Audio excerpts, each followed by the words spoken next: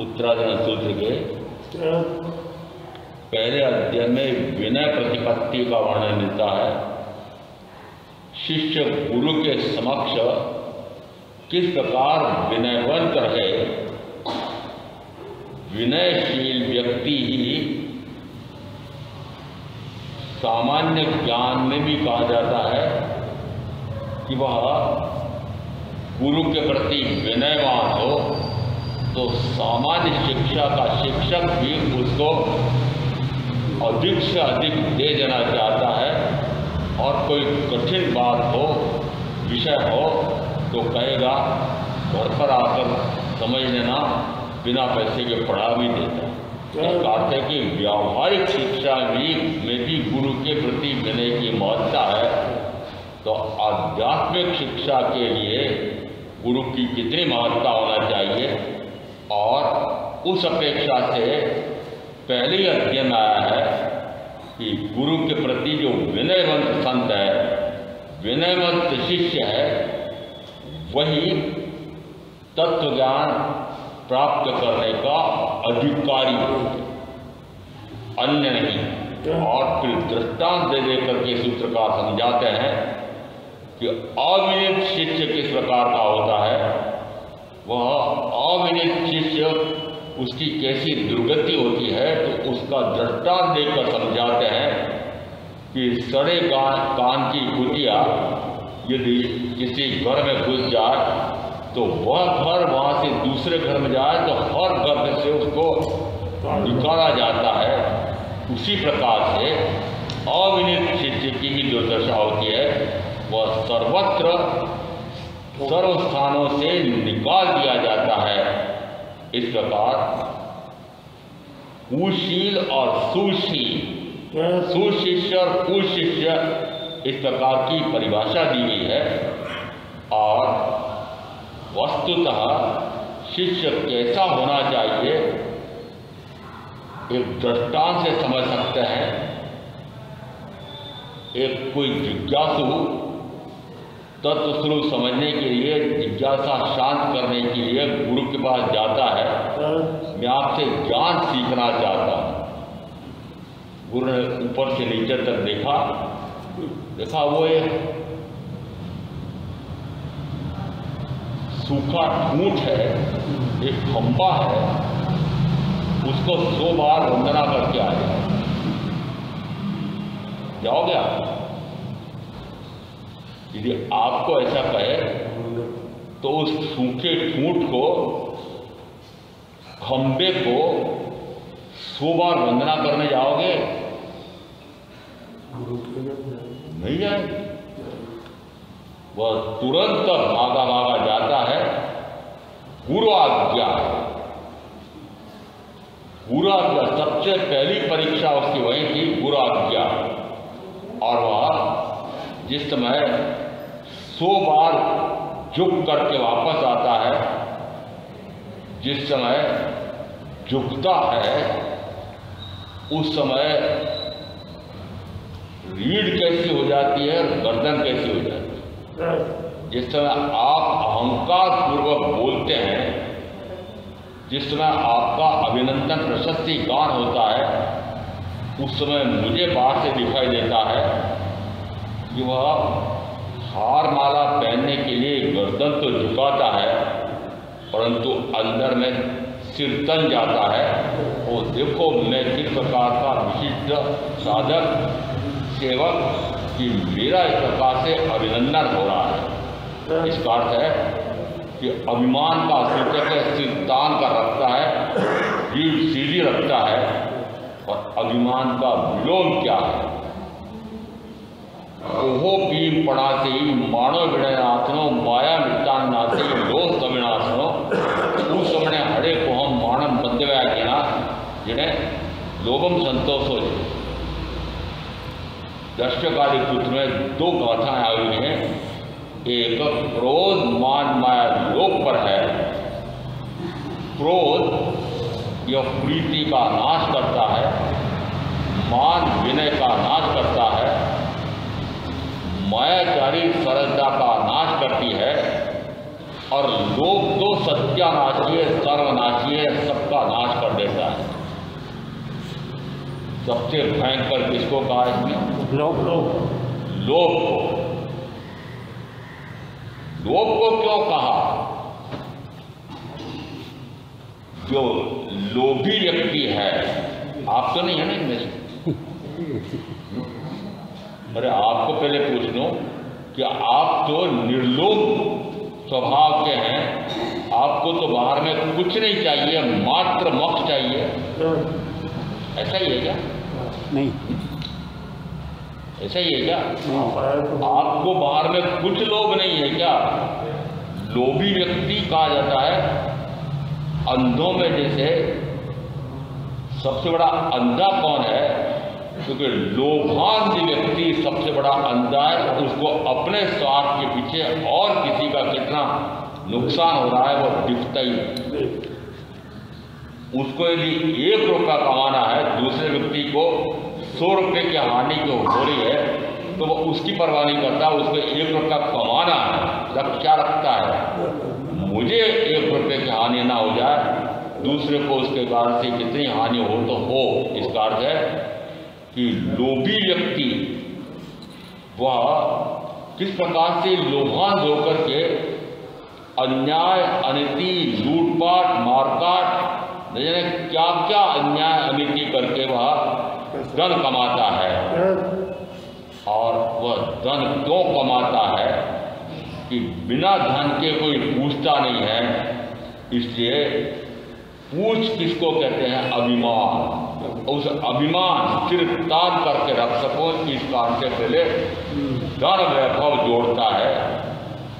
परंतु आज का युग ऐसा है कि लाखोंपति तो बहुत नीची बात है, अरे करोड़पति भी आजकल तो घर घर में सारे करोड़पति हैं, बहने भी हैं। जो भवन इनके नाम पर खड़े हुए हैं, काली कमाई तो पति ने किया है, परंतु घोटाला करने के लिए मैंने मेरी पत्नी को उसके माता पिता ने दहेज में या अम समय इस प्रकार का जो धन दिया था उससे ये 2 करोड़ 5 करोड़ का भवन बनाया है। वस्तुतः ये सही है क्या? परंतु मुझे ज्ञात है कि बहनों के नाम करोड़ों रुपए की संपत्ति, मकान है कि नहीं? पूछना जरा। आपको पता नहीं है ये काले कारनामे करने वाले आपके पति ये न जाने क्या क्या करते हैं, आपके नाम पर रखा है, वस्तुतः है तो वही स्वामी। आजकल महिलाओं को प्राथमिकता दी जाती है। यदि पंचायत का चुनाव हो, नगर पंचायत का, नगर पालिका का चुनाव हो, नगर निगम का चुनाव हो, तो उसमें बहनों को प्राथमिकता दी जाती है। जिस समय बहनें चुनाव लड़ती हैं उस समय 7 का 7 पति का नाम जोड़ती है। यदि पति चुनाव लड़ता है तो पत्नी का नाम जोड़ता है? नहीं जोड़ता, नहीं जोड़ता। और जिस समय वाली भले भाग से कभी पत्नी जीत जाए या महापौर बन जाए या नगर पालिका की अध्यक्ष बन जाए तो शासन कौन चलाता है? बताओ, शासन कौन चलाता है? पति चलाता है। तो जो सोचा था सरकारों ने कि नहीं महिलाओं को भी सत्ता में भागीदारी मिलना चाहिए, या पुरुष क्या उनको सत्ता में आगे आने देना चाहते भी हैं, ये महिलाएं तो दबी रहनी चाहिए, महिलाएं तो दबी रहनी चाहिए, या हमारे चंगुल में हमारी दासी बनी रहनी चाहिए। सुन लेना, समझ लेना। और इस कारण से यदि कभी सत्ता में आ भी जाए तो बागडोर तो वो पुरुष अपने साथ में, अपने हाथ में रखता है। इसका अर्थ है कि आज चाहे कितना ही हमने उन बहनों को प्राथमिकता दी हो, परंतु भाई लोग उनको कभी आगे आने देना चाहते नहीं हैं। क्यों? क्योंकि इनका वर्चस्व बढ़ जाएगा तो हमारा तो समाप्त हो जाएगा। कौन अपना वर्चस्व समाप्त करना चाहता है? और पुरुष प्रधान युग आज भी है, पुरुष प्रधान युग आज भी है। और मेरे तो आध्यात्म में भी पुरुष प्रधान ही है। क्या कोई पुरुष उसको छोड़ करके और स्त्री आज तक आचार्य या उपाध्याय बने हैं? नहीं बने। श्वेतांबर परंपरा के अनुसार तो स्त्री तीर्थंकर भले बन गई हो, परंतु एक अपवाद जरूर मिलता है। उपाध्याय अमर मुनि ने राजगृह में जिस समय धर्म संघ की स्थापना की थी कि राजगृह जो तीर्थंकर महावीर का विहरण स्थान मुख्यतः था, वही जैन धर्म का लोप हो गया है। तो वहाँ जाकर के उन्होंने जैन धर्म का प्रचार करने के लिए सारी व्यवस्थाएं जमाई। उस समय वे वृद्धावस्था को प्राप्त हो रहे थे, उनके साथ शिष्य भी नहीं थे।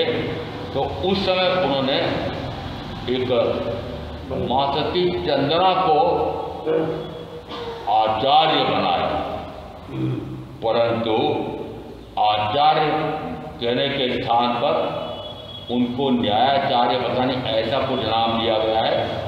और फिर वो आचार्य कौन से आचार्य, उनके निष्ठा में कितने साधु हैं, कितनी साधुआं हैं, कि साधु तो है ही और साधुआ भी हैं तो 2-3 हैं और काल कवलित होती जा रही है, वो भी बूढ़े हो गए। इसका अर्थ है कि कोई अपवाद इस प्रकार का मिलता नहीं है। मात्र श्वेतांबर परंपरा ऐसा मानती है कि हमारे यहाँ स्त्री भी तीर्थंकर हो सकती है। तीर्थंकरत्व का केवल ज्ञान का संबंध लिंग से मानना चाहिए नहीं, आत्मा से। मुक्ति की साधना पुरुष हो तो ही वो मुक्ति की साधना कर सकता है, ऐसा आज के दिगंबर मुनि मानते हैं। दिगंबरत्व से ही नग्न दिगंबर ही मुनि हो सकता है और मुनि मोक्ष जा सकता है, आदि का नहीं जा सकता। है यदि वर्तमान में ये दिगंबर मुनि ऐसा मानते हैं, समय साथ उनका एक प्रामाणिक ग्रंथ कुंदकुंदाचार्य द्वारा रचित और अमृतचंद्राचार्य द्वारा टीका किया हुआ, मैंने बड़ा पारायण किया था उसका, और उसकी तुलना श्वेतांबर के 45 आगमों में कैसे कैसे जो समय सार में व्याख्या हुई है, वो हमारे श्वेतांबर के 45 आगमों भी आई है। उसका एक शोध ग्रंथ आचारांगादि 45 आगमों में समय सार शुद्धात्म स्वरूप प्रवृत्त, ऐसा भी एक ग्रंथ छपा है, शोध ग्रंथ है। इसका अर्थ है कि वहाँ 408 कुल 415 गाथाएं समाचार में है। 408 से 412 तक ऐसी गाथा आई हैं कि जो ग्रहलिंग और मुनि लिंग से मुक्ति मानते हैं, वे मिथ्याभासी, समाचार क्या है, मिथ्याभासी। और आगे जाकर इतना स्पष्ट किया कि ज्ञान दर्शन चारित्र से मुक्ति है, लिंग से नहीं। जो आज दिगंबर कहते हैं कि मुनि लिंग से ही मुक्ति हो सकती है, वस्तु तो उन्हीं के प्रामाणिक ग्रंथ समय सार आया है कि लिंग से मुक्ति का कोई संबंध नहीं है। मुक्ति यानी जन्म से मुक्ति की साधना, क्या उस साधना में शरीर की महत्ता है? नहीं है। हाँ, हमारे यहाँ भी आया कि वज्र ऋषभ नाराज सानन वाला वही केवल ज्ञान प्रकट कर सकता है, वही मोक्ष जा सकता है। आया आया क्या गज सुकुमार अणगार का शरीर वज्र जैसा था? कोमल था, कोमल था। वज्र यानी इतना कठोर कि टूटे न टूटे, ऐसा वज्र जैसा शरीर होता, उसको वज्र ऋषभ नाराज सानन सर्वोत्कृष्ट सानन कहलाता है 6 साननों में से। तो वज्र ऋषभ नाराज सानन वाला वही प्रकार से जन्म से मुक्ति की साधना कर सकता है और वही जन्म से मुक्त मोक्ष जा सकता है। ये शरीर, ये हड्डियों का ढांचा है और वज्र ऋषभ नाराज सानन हड्डियों की सुदृढ़ता का प्रतीक है। क्या हड्डियों से मोक्ष होता है? नहीं। क्या हड्डियों को मोक्ष होता है? नहीं। तो फिर हमारे यहाँ क्यों आया है? और वस्तुतः प्रज्ञापना सूत्र में आया हुआ है सिद्ध होता हुआ जीव वज्र ऋषभ नाराज सहनन वाला होता है। सिद्ध होता है, सिद्ध माणे शब्द स्पष्ट आया हुआ है कि सिद्ध होता हुआ जीव वज्र ऋषभ नाराज सहनन वाला हो जाता है। वो कैसे हो जाता है? तो आज के 70% रोग सारे मनोवैज्ञानिक मानते हैं, सारे चिकित्सा शास्त्री मानते हैं, सारे चिकित्सक मानते हैं कि ये रोग होते क्यों हैं। ये भी आप सुन लें। जो अपने पूर्वोपार्जित अचातावधि कर्म को दोष देते हैं, साधु भी देते हैं। क्या करें भाई, अचातावधि बंद किया है तो खुदे आया है तो भोगना पड़ रहा है। झूठ। वस्तुतः सिद्धांत यह है, मन में विकार तो तन में रोग, मन में विकार तो तन में रोग। सिद्धांत है ये कि मन में जितना जितना विकार का भाव होगा उतना तन में रोग होगा। इसका विलोम करो। विलोम यानी मन तो मनोवर्णना का है, मैं मन के स्थान पर कहता हूं आत्मा। ये आत्मा जैसे जैसे आत्म साधना करते करते आत्मा तो शुद्ध से शुद्धतर शुद्धतर शुद्धतर शुद्धतम हो जाता है। केवल ज्ञान प्रकट हो जाता है, तीर्थंकर प्रकट हो जाता है। जिसमें आत्मा इस प्रकार से शुद्धतम हो जाता है तो वक्ता मर में मान तुंगाचार्य ने प्रथम तीर्थंकर की स्तुति करते हुए जो उपमा देकर के वर्णन किया है उसमें आया है कि हे ऋषभदेव तीर्थंकर परमात्मा, अब ऐसी माता और कहाँ से लाएं कि जो आपके जैसा पुत्र जन्म दे सके। क्यों? क्योंकि इस लोक में जितने शुद्ध से शुद्धतम परमाणु थे वे सारे तो आपके शरीर में लग गए। तो अब ऐसी माता और कहाँ से होगी कि जो आपके जैसा पुत्र जने। ऐसा दृष्टांत देकर क्या सिद्ध किया जा रहा है कि ऋषभदेव केवली तीर्थंकर परमात्मा का शरीर कैसा हो गया था कि उनके शरीर के पुद्गल शुद्धतम हो गए। और पुद्गल या पुद्गल शरीर के लिए मैंने कहा था सिद्धांत है कि पुद्गल में वर्ण है, गंध है, रस है, स्पर्श है और निरंतर इनमें परिवर्तन पर्यांतर होता है, निरंतर ये सड़ता गलता है। यदि निरंतर पौद्गलिक शरीर सड़ता गलता है तो फिर ये केवली का तीर्थंकरों का क्यों नहीं सड़ता है, आत्मा शुद्ध क्यों नहीं गलता है? आत्मा शुद्ध है। यदि मन में रोग तो मन के स्थान पर मैंने लिया था आत्मा। कि मन में विकार है, आत्मा में विकार है तो निश्चित मानना कि आत्मा के साथ संयोगी शरीर उसमें रोग आएगा। यदि विचार विकृत है, यदि आहार विकृत है, चर्या विकृत है, भाव विकृत है तो निश्चित है कि कर्म आएंगे। दोष किसको दिया? पूर्व कर्म को दिया।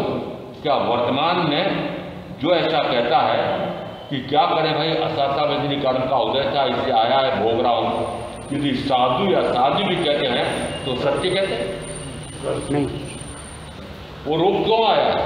तो स्पष्ट है कि भाव विकृत है, विकार भावों में आता है और जिस समय भावों में विकार आता है तो संयोगी शरीर में भी विकार आता है, रोग आता है, सीधा संबंध है।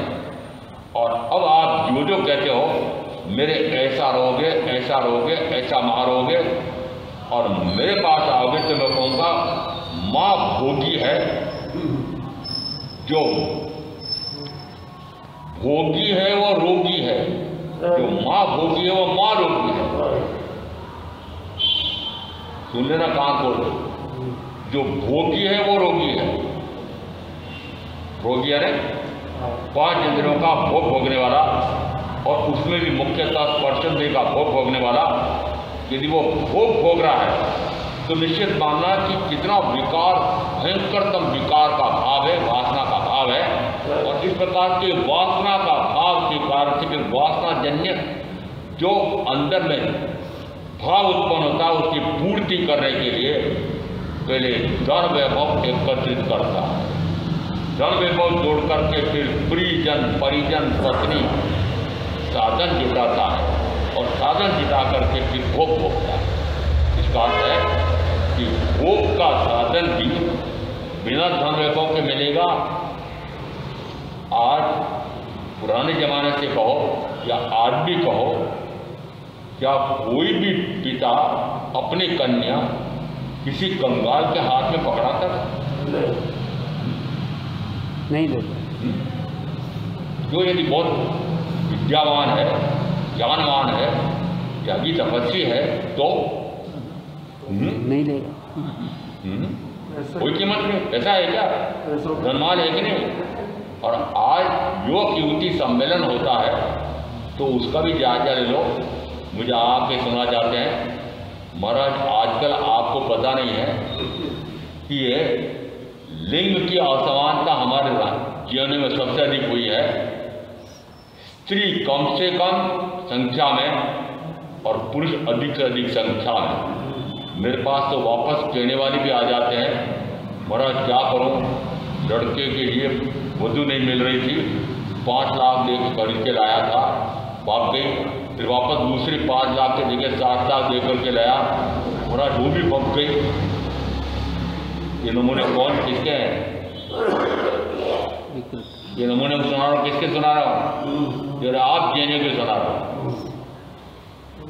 समझ में आ रहा है कि बेटे के भोगों की पूर्ति के लिए 5 लाख 7 लाख 10 लाख खरीद खरीद कौन सी आ रही है पता ही लगता है, कौन से देश की है, कौन से संस्कारों की है, कौन सी जाति की है, कुछ पता नहीं है।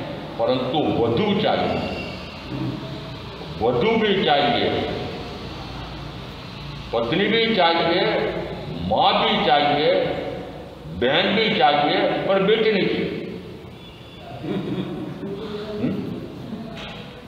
समझ में आ रहा आपको? अरे आप बहनों को पूछ रहा हूं, खुद बहनें हो ना, बेटियां हो कि नहीं हो भैया?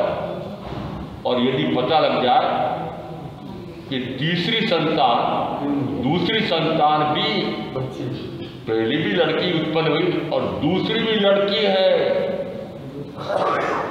लिंग का परीक्षण करा लिया, चाहे कितना ही निषेध कर रखा हो सरकार ने, लिंग का परीक्षण करा लिया और उस समय पे परीक्षक बड़े तरकीब से उसका आपके हाथ में एक पर्चा पकड़ाते हैं, 2 निशान लगाते हैं, एक हरा निशान लगाते हैं, एक लाल निशान लगाते हैं। आप समझ जाते हैं? हरा निशान है, कोई खतरा नहीं, हरी झंडी, और लाल है तो अरे खतरा है, कन्या है, घर में कन्या है, उसी समय माँ कहेगी, माँ माँ, जिस माँ के बारे में इतना गुणगान आया है हमारे शास्त्रों में, माँ के गुणगान का कहते हैं कि कोई वर्णन, और माता पिता की सेवा के बारे में हमारे यहाँ एक ऐसा पुत्र भी हुआ था श्रवण, कि जो अपने अंधे माता पिता को कावड़ में उठा करके और सारी तीर्थ यात्राएं कराता था।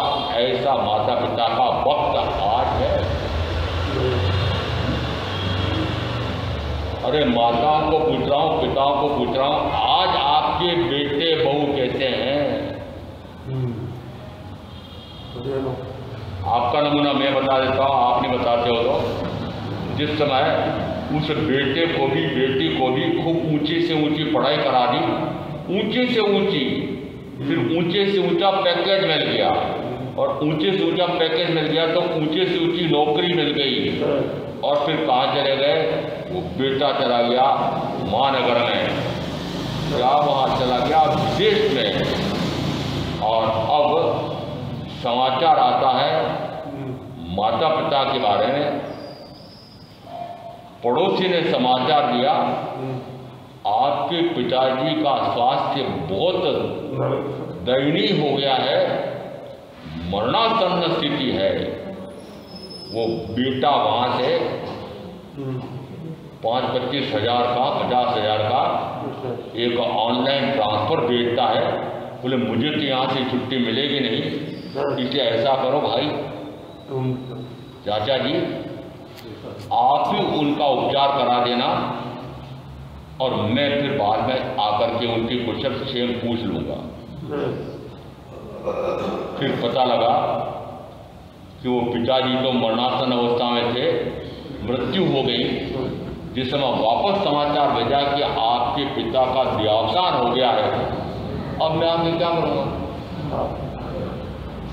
वो विदेश में बेटा वो क्या कहते हैं, अब हम आके क्या करेंगे?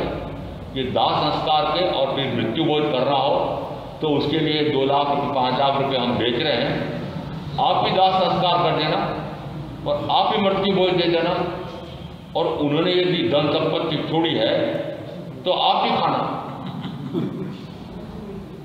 और धन संपत्ति किसके पास है? नौकर के पास। बूढ़े माता पिता ने क्या किया? सेवा के लिए किसको रखा?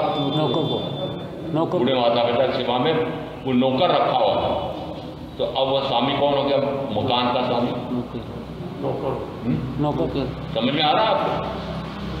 ये दुर्दशा आपकी क्यों हुई? इसलिए हुई है कि आप बहनों ने भी, माताओं ने भी अपने बेटे बेटियों को कहा खूब ऊंची पढ़ाई कर, कुछ काम मत कर। बेटियों को भी कहते कुछ काम मत कर, सारा काम मैं तेरा भी कर दूंगी और पूरे परिवार का, घर का, भोजनालय का आदि सारा काम मैं कर दूंगी। तू तो बाहर से पढ़, तू तो पढ़, कुछ मत कर। फिर इसको घर का, रसोई घर का कोई काम करना आएगा? नहीं आएगा। मुझे कहती है बहन, मेरा क्या जरूरत, मैं जिस समय सीए हो जाऊंगी, एमबी हो जाऊंगी और मुझे इस समय 5 लाख 50 लाख का जब पैकेज मिलेगा, रोटी बनाने वाली, पोछा लगाने वाली, जितने प्रकार की नौकरानियां हैं, यहाँ तक कि बच्चा पालने वाली नौकरानी रख लूँगा। और मुझे पता लगा अमेरिका में रोटी बनाने वाली, बर्तन मांजने वाली, कपड़े धोने वाली, झाड़ू लगाने वाली कोई नौकरानियां नहीं मिलते। कहाँ पर? कहाँ पर? और आपके यहाँ भी स्थिति आने वाली है। आप तो ध्यान नहीं देते हैं, पर जिस तरह पहले जो नाम था वो मैं भूलना नहीं चाहता क्योंकि वो अपराध माना जाता है। हरिजन झाड़ू लगाने वाले। तो जिस समय हम पढ़ते थे छोटी कक्षाओं में, उस समय सुनते थे कि अमेरिका में झाड़ू लगाने वाला भी कार में बैठ कर के आता है। आज मैंने देखा है, मैं कितने दिन से दिल्ली में भी देख रहा था कि झाड़ू लगाने वाली वो भी सज धज करके निकलती है, 16 श्रृंगार करके निकलती है। क्या करने की जा रही है? झाड़ू लगाने जा रही है। परंतु लिपस्टिक आदि नहीं, 16 श्रृंगार प्रकाश से श्रृंगारित होकर के बढ़िया से बढ़िया वस्त्र पहन करके और फिर बाइक पर, पति के बाइक पर बैठ करके और एक वो लंबा झाड़ू लेकर के निकलती है। और मात्र वो इधर उधर थोड़ा सा फिराया नहीं फिराया, घंटे 2 घंटे काम किया नहीं किया, और 1000 रुपये का मासिक वेतन। समझ में आ रहा आपको? यदि आज भी ऐसी स्थिति है तो क्या आपके यहाँ पर घर में झाड़ू पोछे वाली, रोटी वाली मिलेगी? मुझे बताया, भाग्य कहूँ कि दुर्भाग्य कहूँ, संसार में लगने वाला मेरा पोता एक अमेरिका में 2.5 करोड़ का पैकेज मिला हुआ। तो मैंने कहा तुम्हारा वहाँ भोजन बनाने आदि का काम कौन करता है? बोले मुझे ही करना पड़ता है। मैंने कहा तुम यदि इतना बड़ा पैकेज है तो नौकरानी क्यों नहीं रख सकते? मिलती नहीं। समझ आ रहा है? मिलती नहीं। इसका अर्थ क्या निकलता? इसका अर्थ निकला आज कितनी दुर्दशा हो गई है, और वो दुर्दशा मानो कि सुदशा मानो कि क्यों आप अन्य व्यक्तियों को दास दासी बना करके काम लेना चाहते हो? सारे अपना अपना काम स्वयं क्यों नहीं करते? आज भी यहाँ भी मैंने देखा है जितना घर का कार्य है वह सारा कार्य महिलाएं अपने हाथ से करती हैं। चाहे दाल बनाने का हो, न चाहे रवा बनाने का हो, न चाहे आटा पीसने का हो, चाहे चक्की पुरानी नहीं, हाथ की गट्टी नहीं रही, परंतु फिर भी चक्की बिजली से चलने वाली वो भी आ गई है। और मैंने मोरन आदि में देखा था मैंने आज भी दाल बनाने के लिए कटोरा रखती है और सारी दालें कटोरे से दल करके बनाती हैं, सारा कार्य स्वयं हाथ से करती है। क्यों करती है? सिद्ध मिले, सिद्ध मिले। क्या उनके पति कमाते नहीं? इतनी जमीन जायदाद है, खेती बाड़ी है, करोड़पति होगी, परंतु क्यों करती हैं? आप बताओ बहन। यदि आज आप भी उस नगर महानगर में आते हो तो ठीक, नहीं आते हो तो ठीक, परंतु नगर महानगरों में सारा काम नौकर नौकरानियां करते हैं और फिर बचा खुचा सारा काम रसोईघर आदि का, यहाँ तक कि झाड़ू लगाना, पोछा लगाना वो भी यंत्रों के माध्यम से हो रहा है। किसके माध्यम से? यंत्रों के माध्यम से। और कोई कार्य यदि गृह पत्नी को कुछ नहीं करना पड़े और पैसा इतना कमा रहे हैं कि खाने के लिए माल गरिष्ठ से गरिष्ठ मिलता है और परिश्रम कुछ नहीं है, 60 kilo, 70 kilo, 80 kilo, 90 kilo, 100 kilo का वजन, फिर कहाँ जाते हैं? फिर बाग बगीचे में जाकर के कसरतें करते हैं। वहाँ बहुत बड़े बड़े साधन लगा रखे हैं नगर पालिकाओं ने, नगर निगम में, वहाँ फिर शरीर का व्यायाम करते हैं। समझ में आ रहा है क्या हो रहा है? और आपके यहाँ क्या आ गया है? आपके भी बगीचों में इस प्रकार के ये सारे व्यायाम करने के साधन लगने लग गए हैं। क्यों आप पीछे क्यों रहना चाहेंगे? आप भी राजधानी की तुलना में, महानगरों की तुलना में आगे बढ़ना चाहते हैं। इसका अर्थ है कि होड़ लगी है, चाहे अंदर में कोई खोखला भी हो तो बाहर में दिखाना चाहता है मैं भी करोड़पति है। ये सारी अर्थव्यवस्था, पारिवारिक व्यवस्था आपने बिगाड़ी। ये जो माता पिता की आज जो दुर्दशा हुई है, अभी आप यहाँ हो सकता है इतनी नहीं हुई हो, परंतु महानगरों में, राजधानियों में, दिल्ली में इस प्रकार की दुर्दशा हुई है कि आज अधिक संख्यक माता या पिता बूढ़े हो गए हैं तो वे वृद्धाश्रम में बढ़ चुके हैं और वृद्धाश्रमों की संख्या बढ़ती चली जाए। हमारे यहाँ भी किन्हीं साधु ने बड़ी प्रेरणा की थी, कोई जमाना इस प्रकार का आ रहा है, इस कारण से चित्तौड़ में एक वृद्धाश्रम बनाया। उस समय भी लाखों रुपए लगा करके बनाया था। 2-4 वृद्ध बढ़ते हुए दुखी हो गए। दुखी क्यों हो गए? वे दादा पोते पोती के लिए तरसते हैं, पोते पोती दादा दादी के लिए तरसते हैं, परंतु बहुएं निर्दयी उन दादा दादी को, पोते पोती को वे खिलाएं, ये सहन नहीं होता है। क्यों? क्योंकि दादा दादी के सानिध्य में उनका बेटा या बेटी रहेगा जो बिगड़ जाएगा, लाड़ जाएगा। समझ आ रहा? यह हालत बहुओं की है और यह हालत उन बेटे बेटे की भी, उनकी पढ़ाई इस प्रकार की हो गई है कि दिन रात उनको मरना कपना पड़ रहा है। कब से? 1.5 साल से उसको झूला कर में फेंकते हैं, बंदी गृह, कारागृह। समझ में आता है? झूला का 1.5 साल से रोज कितना निषेध कर रखा है कि 6 वर्ष की उम्र के पहले भर्ती मत करो, परंतु अब भर्ती तो नहीं कर रहे हैं, परंतु फिर ये झूला घर के नाम से, शिशु गृह के नाम से, पता नहीं किन किन नामों से, बालवाड़ी के नाम से, पता नहीं क्या क्या इस प्रकार से हो रहा है।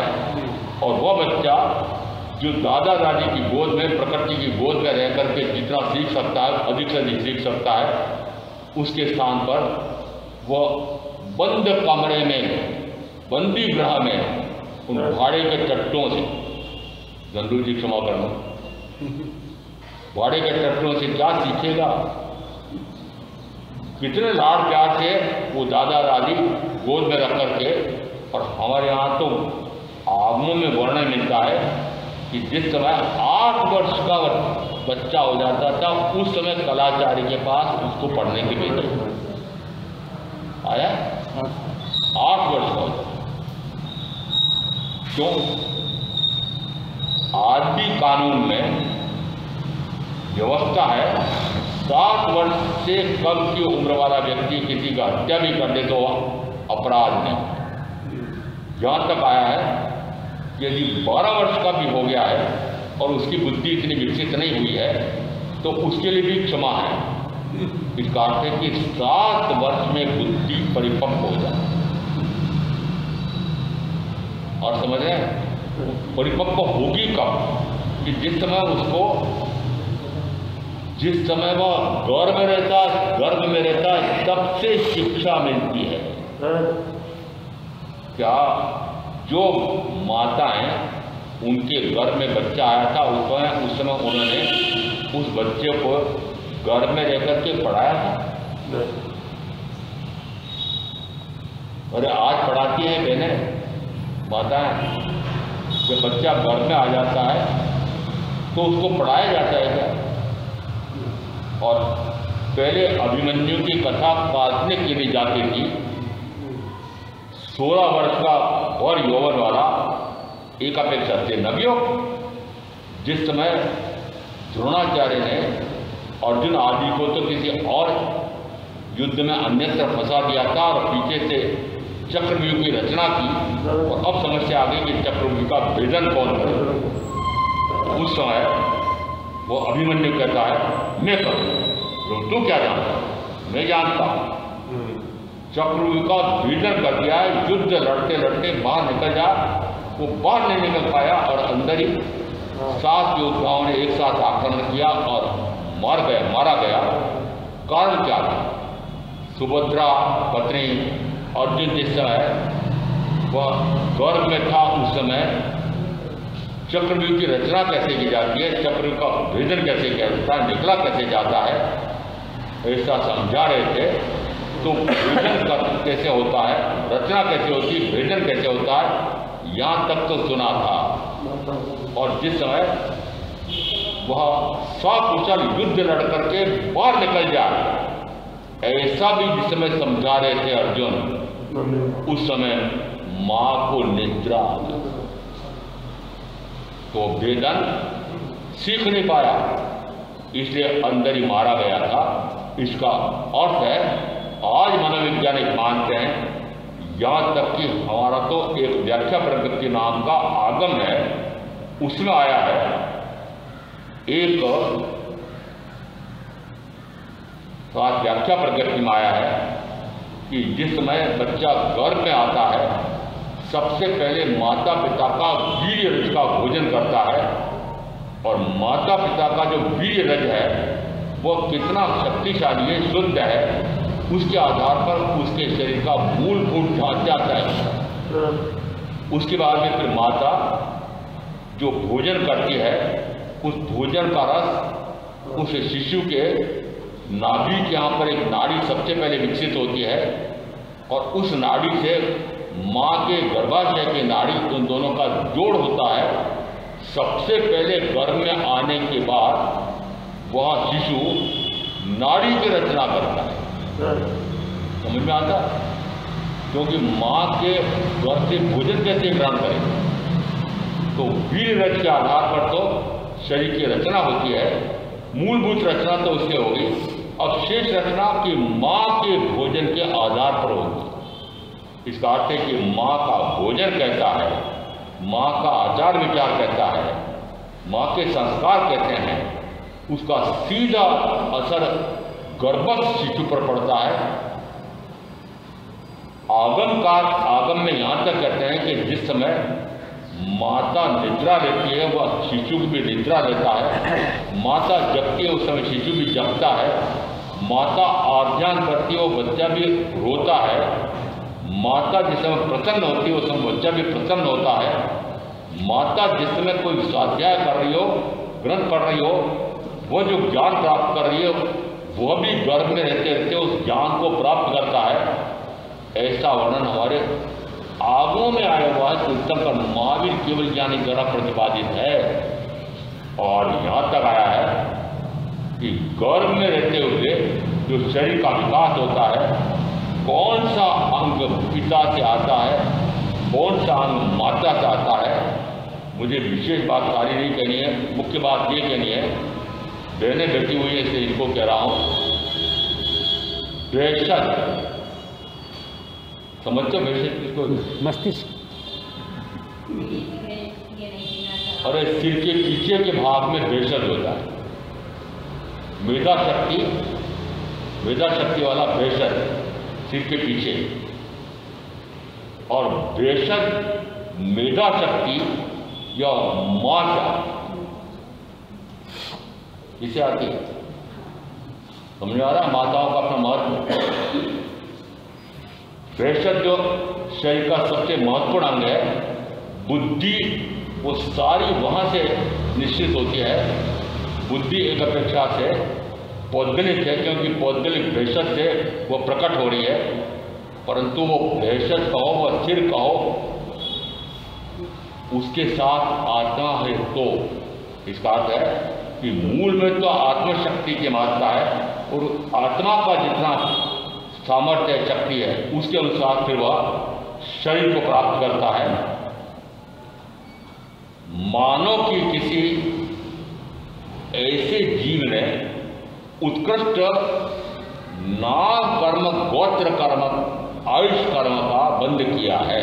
उत्कृष्ट आयुष कर्म, उसी के साथ नाम कर्म गोत्र कर्म, और नाम कर्म से शरीर का संस्थान आदि बनता है। गोत्र कर्म से वह संस्कार, वह सम्मान से पुकारा जाएगा, तिरस्कार से पुकारा जाता है, तय होता है। और ये सारा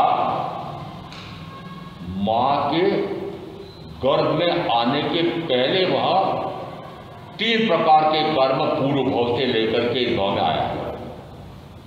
आयुष कर्म लंबा है या छोटा है,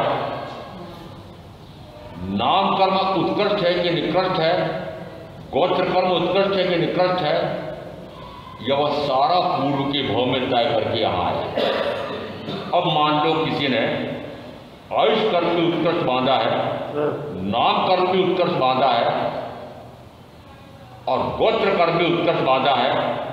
अब वह जीव खोज रहा है कि मेरे इन तीनों कर्मों के अनुसार जो वीररस देने वाले है, जो भोजन देने वाला है माँ, उनके गर्भ में जाकर के जन्म किसकी खोज करता है?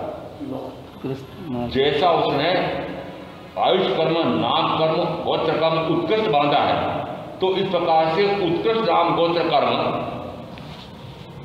उसके लिए उसी प्रकार की शक्ति देने वाला, संस्कार देने वाला माता या पिता का वीर रस चाहिए, वो उसकी खोज करता है। कहाँ आएगा? कहाँ आएगा? जो कहा है हमारे यहाँ कि होने वाले तीर्थंकर, होने वाले केवी ऐसी वैसी माताओं के घर में नहीं आते। शक्तिशाली, बुद्धिशाली किसके घर में आएंगे? शक्तिशाली, बुद्धिशाली किसके यहाँ पर आएगा? आपको पता है? हमारे यहाँ उसको भिन्न प्रकार से समझाया है कि जिस समय होने वाले तीर्थंकर की माता 14 प्रकार के स्वप्न देखती है, वो 14 प्रकार के 30 प्रकार के स्वप्न ऐसे होते हैं जो उत्कृष्ट होते हैं, उसको उत्कृष्ट फल होता है। उनमें भी 14 विशेष प्रकार के होते हैं।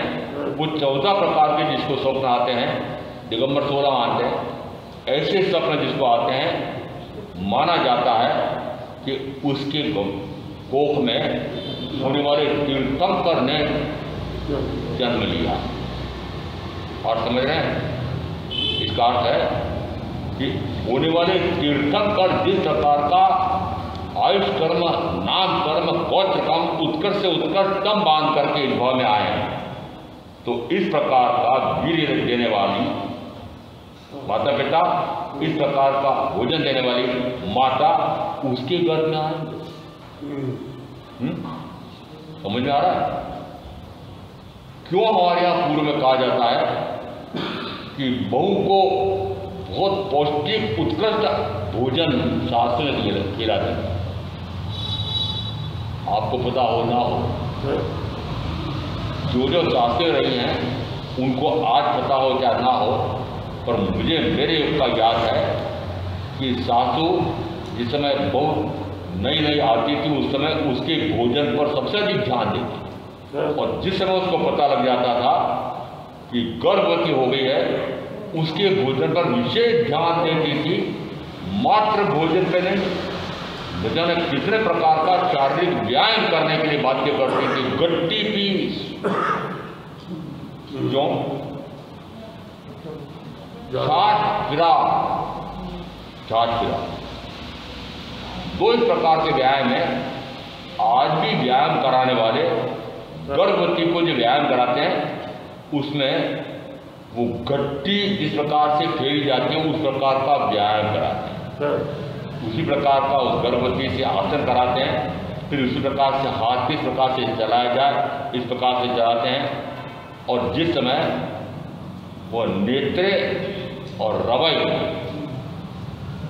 मशीन नहीं, उससे जिस समय सांस फिराई जाती थी उस समय उमड़ घुमड़ वह दही जिस समय बसा जाता था उस समय एक उसमें पॉजिटिव एक नेगेटिव दो प्रकार की तरंगें निकलती हैं, और दोनों प्रकार की तरंगें इनका हमारे यहाँ पर बड़ा भारी महत्व है। चुंबक शक्ति में दो प्रकार की शक्ति होती है चुंबक में, एक पॉजिटिव एक नेगेटिव। इसका अर्थ है कि इस प्रकार की शक्ति जिस समय वह सांस फिराती है उस समय इस प्रकार की शक्ति, दोनों प्रकार की शक्तियाँ आती हैं। और आज भी जो व्यायामशाला में बहनों को भी व्यायाम कराते हैं, गर्भवती को, उनको इस प्रकार के व्यायाम आज भी कराते हैं। आज किसी भी घर में उस प्रकार का वो खंबा, उस प्रकार का वो नेत्रा, उस प्रकार की वो रवई पड़ी है। और यदि उसको पड़ी हो तो हो सकता है 5, 25, 50 साल बाद लाखों रुपए की कीमत हो जाएगी। वो कौन सी चीज हो जाएगी? पूरी ऐसी चीज भी भारत में चलती क्या थी? समझ में आता है? बाणमयी जी त्यारुली, उनकी पत्नी, वर्षों उन्होंने सूत काटा है, कोई उनके परिवार में सूत काटा है क्या? याद है? वर्षों सूत काटा बहू में।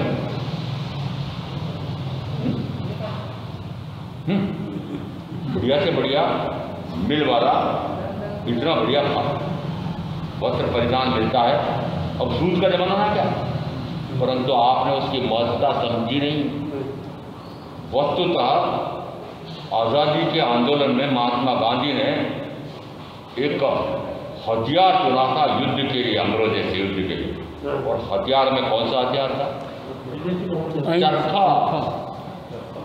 कांग्रेस के झंडे में चरखा वाला झंडा था, तिरंगा। क्यों? कि चरखा यह ग्रामोद्योग का, गृह उद्योग का प्रतीक था। घर घर में धंधा था, घर घर में धंधा था। सारा काम घर के लोग करते थे, अपने हाथ से करते थे। आज कोई भी काम घर में नहीं होता है, छोटे छोटे यंत्रों से लगा करके महायंत्र, संयंत्र, बड़े बड़े कल कारखाने, करोड़ों रुपए के स्वसंचालित, यहाँ तक कि बिजली से चलने वाले, अणुशक्ति से चलने वाले, इस प्रकार के कारखानों से बन रहा है। तो बताओ कि उसमें कितना प्रदूषण भयंकर से भयंकरतम हो रहा है, आपको पता नहीं है। महानगरों में, राजधानियों में, दिल्ली देश की राजधानी में सबसे अधिक प्रदूषण है। और कोरोना रोग जब फैला था तो गांव में भी फैला था कि महानगरों में फैला? महानगरों में। तो गांव में क्यों नहीं फैला? कि अभी भी गांव में पेड़ पौधे बड़ी साड़ी में तो मैंने देखा, पहले तो पूरा पहाड़ ये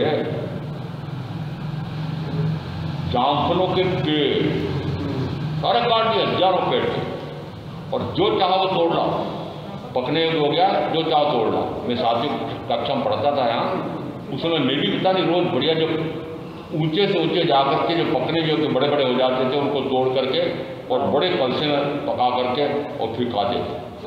इसका अर्थ है कि इतनी ये पहाड़ी हरी भरी, परंतु अब वहाँ पर भी भवन काट करके, और फिर ये तालाब बनाता, उसके किनारे कितने आम के पेड़, जगह जगह आम के पेड़ चूसने वाले आज हैं।